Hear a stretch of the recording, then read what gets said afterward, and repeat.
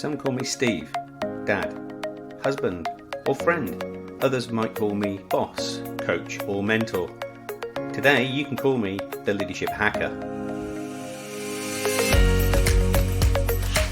Thanks for listening in. I really appreciate it. My job as the Leadership Hacker is to hack into the minds, experiences, habits, and learning of great leaders, C-suite executives, authors, and development experts so that I can assist you developing your understanding and awareness of leadership.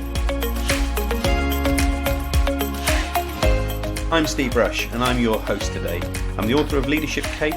I'm a transformation consultant and leadership coach, and can't wait to start sharing all things leadership with you. Ceri Hand is a special guest on today's show. Ceri originally trained as an artist, has extensive experience working with the arts and the culture sector, and is now coach and founder of Artist Mentor. But before we get a chance to speak with Ceri, it's the Leadership Hacker News.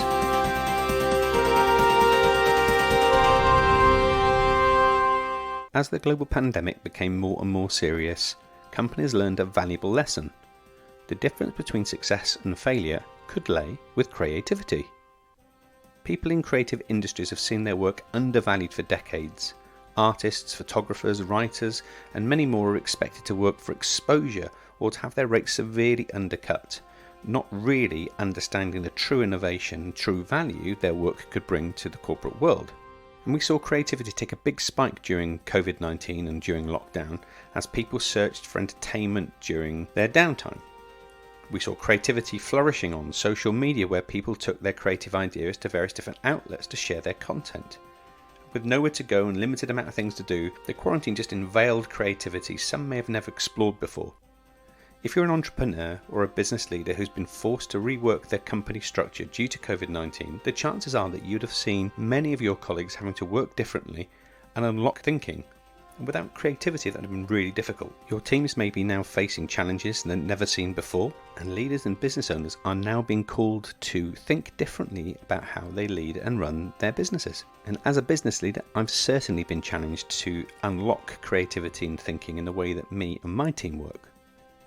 End or mid-pandemic, whichever your worldview, creativity has not only become highly valuable, but this is an opportunity to thrive versus survive. With the world facing soaring unemployment rates, it's not going to be hard to find somebody who fits your creative needs. Like businesses, individuals are scurrying to find new ways to market themselves and to highlight their skills. And let's be clear, the pandemic is not going to solve any financial or professional hardships for creatives, at least right away. What people are realising, however, is that creatives now have a higher value to play in their business. And what business owners need to realise is that there's also a price that comes with that, and they should be paid fairly and appropriately for their work that they do. A 2019 Duke study backs this up too. In it, researchers found that people find it more acceptable for managers to ask for passionate workers to work extra hours without pay, sacrifice sleep and family time and all of the other demanding tasks, and therefore the less creative people don't get asked. So ask yourself this question, is that fair? Not only does it prevent more creative people from making a better or a living wage, it sends a message that creative work is not work, and actually the reason behind why so many brands are being successful compared to others lays with their creative approach. So right now, creativity is king. If you want your brand to thrive in a post-COVID world, now's a chance to invest in that creativity. That's been the Leadership Hacker News. If you have any news, insight or information that you think our listeners would like to hear, please get in touch. Our special guest on today's show is Ceri Hand.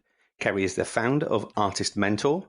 Having previously led senior director roles with a number of leading art galleries, Ceri now supports artists and creatives develop, grow and thrive their business. Welcome to the show, Ceri.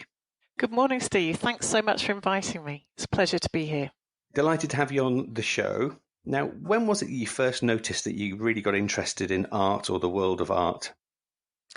I guess I was lucky to be raised by a family who were interested in lots of different things in life, but my father was a musician and a teacher, and so I grew up with lots of creative people.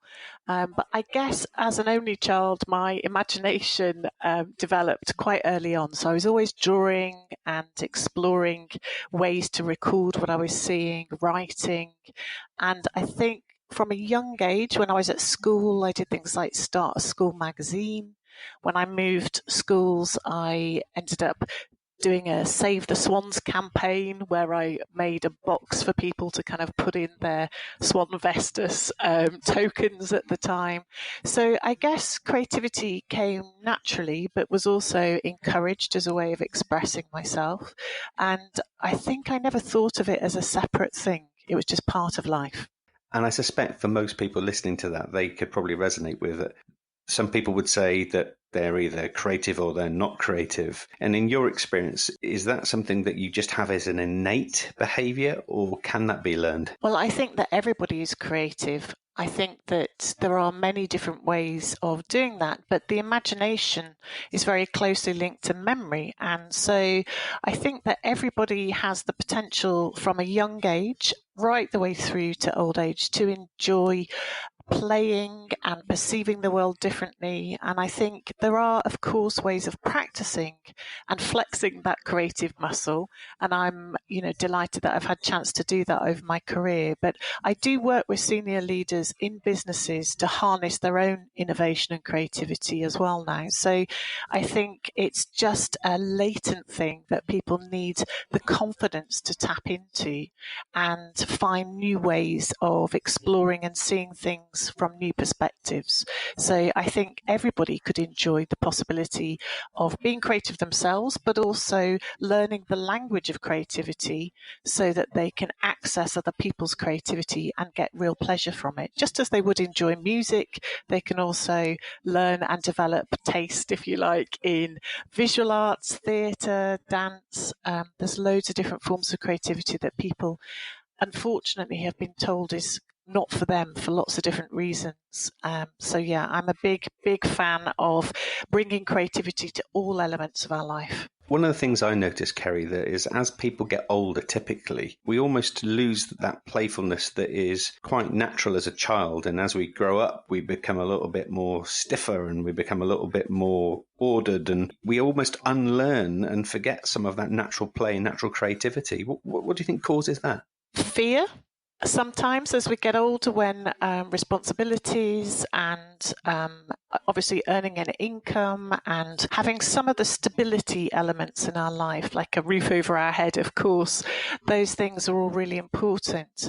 But I think that idea of play often returns to people when they have kids themselves and they start seeing the world afresh through their eyes. I think the great thing that we can learn from creative people is that they stay curious.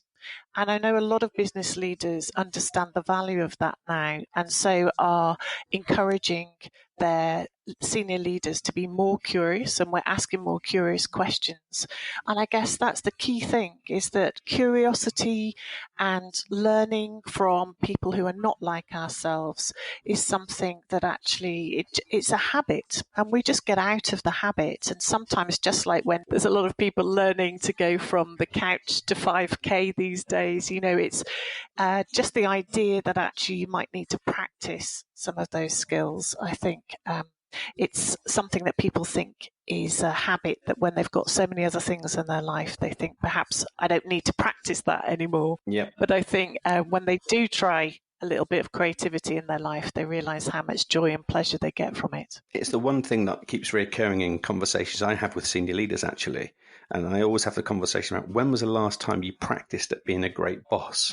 When was the last time you practiced at being a great listener? And it is that habit forming practice that, by being thrown into the depths of being busy, we often don't take a step back and practice at doing those things. And I guess the same would be any discipline, right? That's right. And I think actually practice taking risks is also something that is a great model from creatives that we could learn so much from. They have what's called a studio practice. So most artists or creative people have a system, if you like, or a habit that they've developed, whether it's a space that they create where they have a psychological safety and they fill it full of inspiring things and tools so that they can go in whatever the weather, whatever mood they're in. They have that space where they know that they get into a zone of creativity.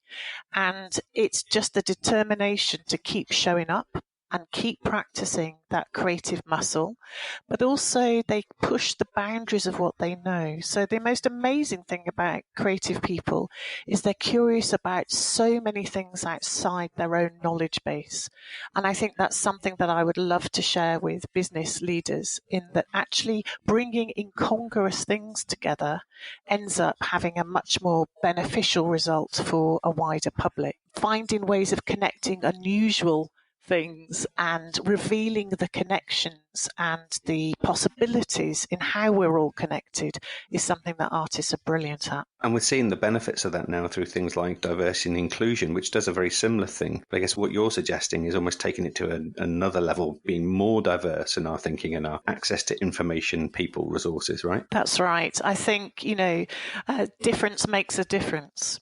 So I think your team needs to reflect society and your audience. And I think that actually people are much braver and more curious than we give them credit for.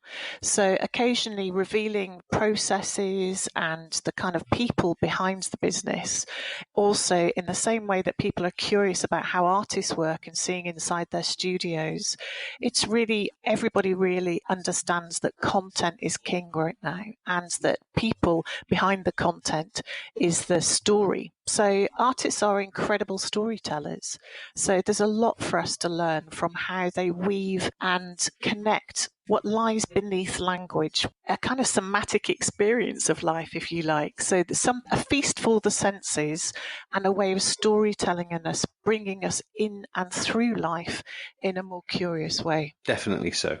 Now, you've managed to combine both that entrepreneurial spirit and that creative artistic flair, and have led some seriously big programs and galleries during your time. How did you arrive at setting up the business that you lead now, which is Artist Mentor? Well, I guess between a couple of roles, I decided I wanted to focus on the thing that I got the most pleasure from, but also where I thought that I could have I could serve the biggest amount of people, if you like. So I think it was in 2014, I established Artist Mentor as a way of supporting artists at all stages of their careers and empowering them to realize their full potential, I guess, and achieve a greater impact. So it started as a one-to-one coaching support, and it's partly supporting them to realize their own capabilities, but also feeding back on their practice. And that takes deep listening and deep focus in addressing some of the challenges they have, but also seeing the potential of the work and where they could go. And so that takes some knowledge. So I guess training as an artist myself gave me the opportunity to get inside an artist practice quite easily. So I can see where they might be stuck. I can see where they might be holding themselves back, or whether it's the media, whether it's the meaning and the content or the ideas. And I think my journey, I've had quite a convoluted creative journey myself. So that idea of risk and pushing yourself beyond what you think you're capable of is something that I have experience of, and feeling the fear and doing it anyway. And so when I'm talking to artists, I really have deep empathy with just how difficult it is to communicate and to connect with another person through an unspoken way of communicating. But also, I guess, through my own successes and failures over the years, and the idea that you just keep showing up is something that I think I could bring to the table. So in 2014, I mentored a lot of artists, and then went back into working for the Contemporary Art Society and Simon Lee Gallery. So I had this experience of commissioning emerging and established artists for exhibitions, for the public realm, but also selling and showing their work and placing it with museum collections. So this broad range of experience working with artists, but also really connecting their work to a much bigger audience, I think has given me a well of knowledge and also empathy that I could support artists and help them on their journey. That sounds great. So from a leadership perspective, what do you see that the common themes are for those that are leading in the art and creative world versus those that are leading in maybe a more traditional business or like a manufacturers, etc.? What do you see the common themes that are consistent between the leaders of those kinds of businesses? I think us not just focusing on the big ship, whether that's an institution or an organization, and really focusing on people first, whether that's your audience or your teams. And the experiential, I think, is something that everybody is really understanding how important, particularly post-COVID, that connecting people with feelings and ideas and the imagination and a sensorial experience of their content, if you like, is something that's ringing true for many of us. I think also this idea of leadership being vital for every single member of your organization. I think coaching and supporting people become their best selves at work is something that's really crucial.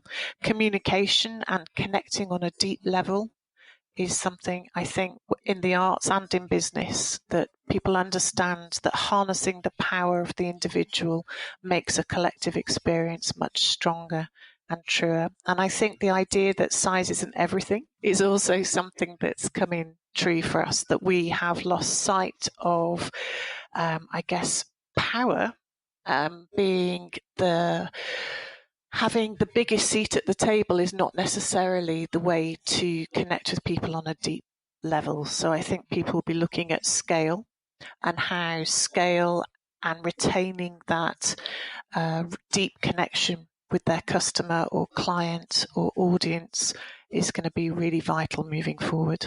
So all really consistent parallels almost, aren't they? With whatever business you're in, it kind of starts with that people-centered approach first, because without people, we have no business. And at the end, there is a customer buying a product of some kind. And therefore, the proposition and the product might change, but the process is still very similar, isn't it? That's right. And I think the why is important for all of us, really connecting with the story behind the why and connecting individual stories, but also the diversity of stories and multiplicity of voices in society is more vital.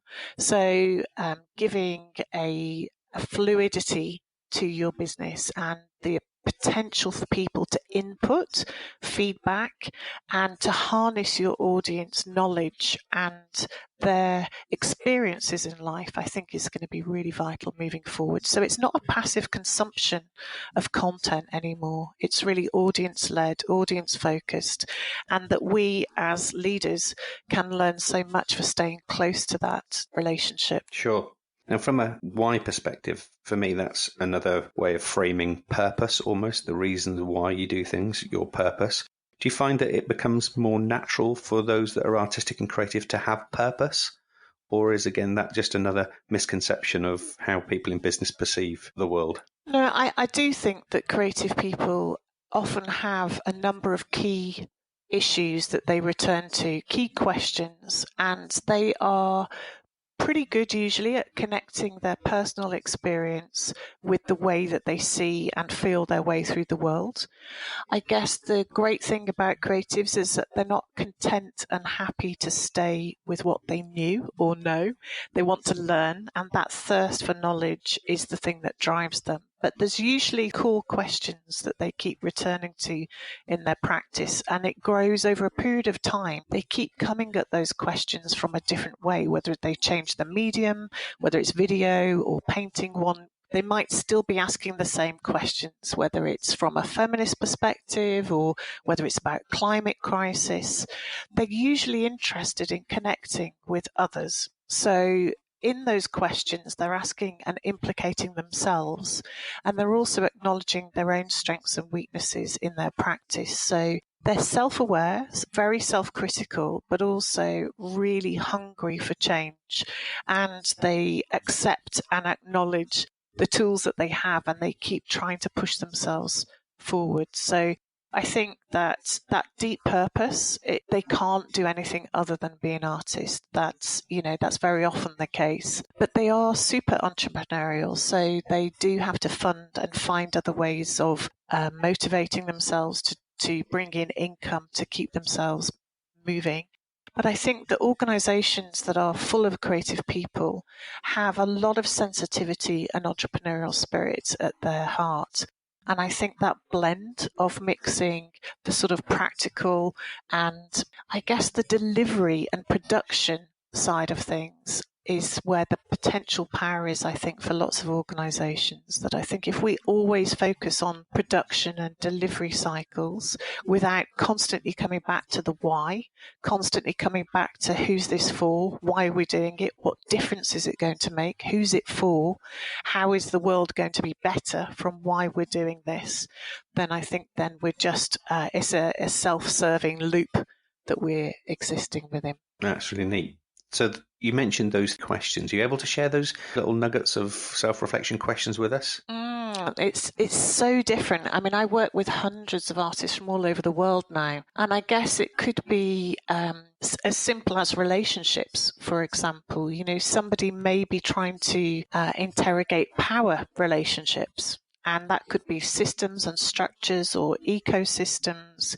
It could be personal relationships. It could be a relationship between a mother and a son. But there's something about the intimacy in a relationship and the complexities of language and communication between one individual and another. Lots of artists are interested in those kinds of ideas. There are lots of artists at the moment that are interested in the impact of technology on the body and the mind, and they are finding ways to explore the relationship between the analog and digital, but also on our relationship with AI, for example, and how that's actually shaping the way we relate to each other. So AI, as we know, is determining how we connect with each other, but also the kinds of relationships we might connect with. So it's literally shaping our content that we ingest and digest every day. And so a lot of artists are really testing the boundaries of what that technology can do and trying to find different ways of having a relationship with surveillance technology, for example. So there's lots of different obsessions for different artists. And so there's lots of different motivations. But I would say the commonalities are that they want to connect and have an emotional connection with somebody else, and that they want to shift perception. So for us all not to just accept the world as is given to us, but to find our own version of the world and to explore all the highs, the lows, the beauty, the horror that is in the world around us, and to find the connecting threads with each other. You've already convinced me that there are far more parallels to the arts world than to the business world than I'd ever imagined already. And that's really neat. So thank you for that. If I'm a leader listening to this now, Ceri, and I'm thinking, yeah, I get all this and I need to create that emotional connection. I need to be more creative, but I have much more of a left-hand brain and therefore, creativity isn't my thing. How would be the way that you would encourage them to start to unlock that? I think I would say think fun, not functional. So artist studios are a good model for considering what do your team need around them to be inspired, to be innovative, to push boundaries, to produce great work, and to have deeper connections.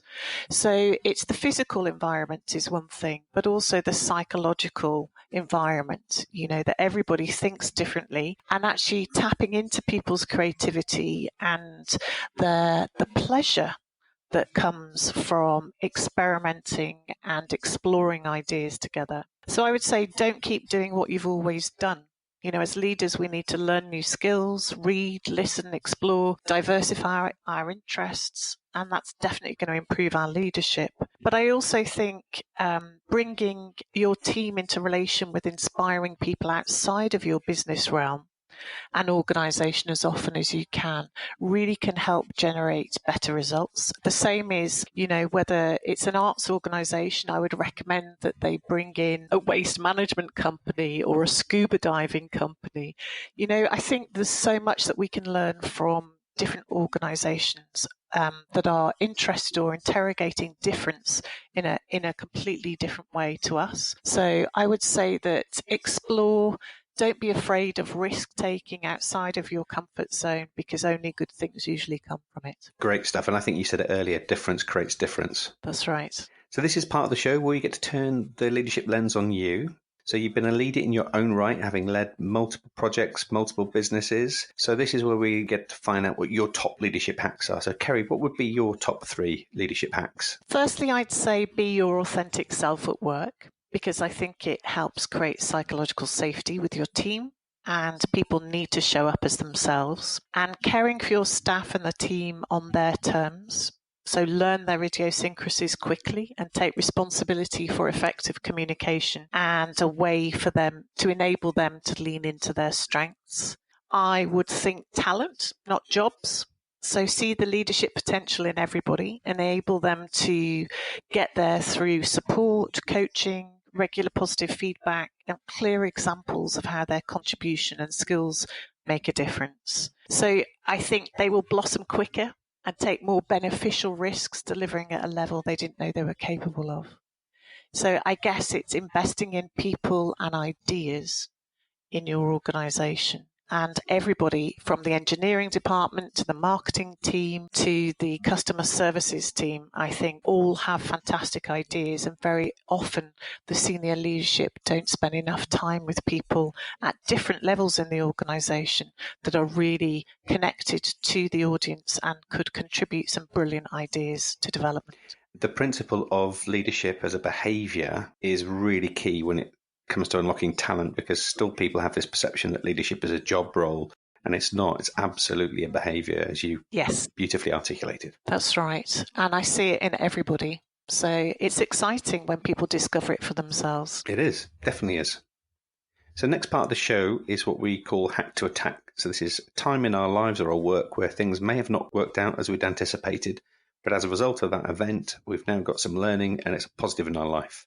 What will be your hack to attack? So I had a challenging year last year where I definitely overworked, and I had quite a serious accident, and it was debilitating for a number of weeks, but that time really helped me to reflect on my own processes, my working methodologies, my weaknesses, my strengths, but also gave me the opportunity to learn some new things outside of my own realm of experience. So I was obsessively listening to podcasts. Was very happy to find yours this year, and really taking the time to think about how I wanted to move forward and what impacts I wanted to have personally, not just at work, but in the world. And I think really reconnecting with my family, my loved ones, became clear that obviously I hadn't spent as much time because I'd been working 14-hour days every day for pretty much a year straight. And I guess when you have a near-death accident, it pulls things into sharp focus. And I think that was one key thing. But also I think that I have always been empowering as many people as possible and staying, if you like, in a senior level. Yes, so many people would say that I was visible, but I guess that idea of stepping into your own light, I think, as corny as it sounds, I think I realized that actually very often I had hidden some of my personal viewpoints because I was always working on behalf of another organization, and perhaps that idea of articulating how you really thought we should move forward in life, I guess I'd been a little bit more reluctant to come forward with that because of working as part of an institution. So I decided to leave my job. As much as I love my colleagues at Somerset House, it was one of the best jobs I ever had, and I really loved everything we achieved there. It was an incredible time in my life, and I learned so much from everybody I worked with. But I think I realized that actually I'm more interested in the people than the big ship. I'm interested in enabling people to be their best selves, whether it's at work or in their own creativity or as professionals. And I think that I hadn't really understood deeply just how much I'd learnt. I've worked really hard for 30 years, and I realized that actually I like the ignition moment. I like helping people to make magic happen. I like helping people to make things happen in the world they hadn't imagined could improve things for other people. So I decided to leave my job, and COVID happened. I was going to take another role, but I decided not to. And so I decided to set up Artist Mentor so I could try and help as many people as possible. And I think all of those things of bringing myself closer to an audience, whether that's artists or creative professionals or people working in business, since that moment, I've learned so much from people all over the world that actually working in an institution and you become responsible for directing the big ship, if you like, that actually since April, I think I've worked with hundreds and hundreds of people, and their stories, their bravery, their ability to make change, and their commitment to keep showing up to try and effect positive change has been really exciting and positive. That's awesome. Ceri, there's so much in there. And actually, I think one of the things that resonates with me as I was listening to you speak is that you've definitely found your why now. You've reconnected through that adversity to really understand your purpose. Yes, I think it's strange, isn't it? I think it's also about letting go, and letting go of what you thought you wanted, and letting go of what you thought was the path you should be on is also part of coming to terms with who you really should be. Yeah. And sometimes we have to have something serious happen in our life to help us wake up and smell the coffee. You're so right. You're so right. The last bit, for those that have listened to this before, they know the drill. We're going to do some time travel with you, Ceri. We're going to ask you to go back and to bump into your 21-year-old self, and you now get a chance to give Ceri some advice. What's your advice to her then? Well, I'm very lucky to have had a consistent mentor and friend throughout my life called Paul Henry, who was a senior HR manager in the NHS. And he and his wife, Jean, were business partners, actually, and supported the gallery that I used to run. And it's a real testament to our deep friendship that we remain solid friends today, despite closing that business.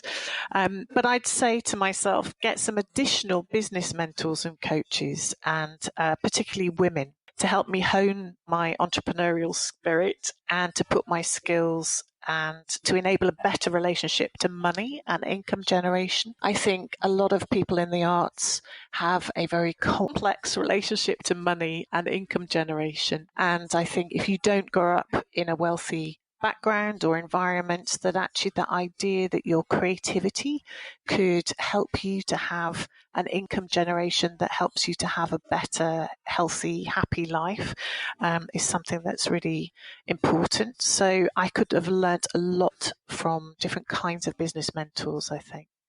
I'd also say I'd take up yoga and a sport you love to help with balance and healthy body, healthy mind. I think, again, a lot of creative people live in their heads, and I certainly did. And I think sometimes I thought that I could think my way out of a problem. And I think that actually now that I do yoga, I go walking, and I've committed to that, particularly since lockdown. I've seen an incredible shift in what I'm able to deliver during the rest of the day. And lastly, I'd say let yourself be more vulnerable with friends and with colleagues, not to suffer in silence, but to let people know how you are and if you need help. That's great advice. And I certainly can think about the exercise and yoga. You have to have that outlet that is different to just what goes on inside your head. That balance is really key, isn't it? Absolutely. And I've found since I've become fitter that actually I've got better ideas. So I wish I'd known that a lot younger. It does definitely improve cognition. It does. Yeah, Yeah. it does, doesn't it? Simple but effective. So, Ceri, for those that are listening to you today, thinking how they would like to connect with you, find out more about the work that you do, where is the best place for us to send them? Firstly, to the website, artistmentor.co.uk. I'm also on LinkedIn and Instagram at Ceri Hand, that's CERIHAND, and same for Twitter. And yeah, I think those are the best options right now. And we'll also put those in the show notes too, so folk can go straight ahead and click and find you when we're done talking. That's brilliant. Thanks so much, Steve, and thanks so much for the opportunity to chat today. I've really enjoyed it. Ceri, it's been our absolute pleasure. Thanks for taking time out of your schedule to be on the Leadership Hacker podcast. We wish you every success with Artist Mentor and whatever you do next. Thanks so much, Steve. I genuinely want to say a heartfelt thanks for taking time out of your day to listen in too. We do this in the service of helping others and spreading the word of leadership. Without you listening in, there would be no show. So please subscribe now if you haven't done so already. Share this podcast with your communities and network and help us develop a community and a tribe of leadership hackers. And finally, if you'd like me to work with your senior team, your leadership community, keynote an event, or you would like to sponsor an episode, please connect with us via our social media. And you can do that by following and liking our pages on Twitter and Facebook. Our handle there is @LeadershipHacker. Instagram, you can find us there at _leadership_hacker. And at YouTube, we're just Leadership Hacker.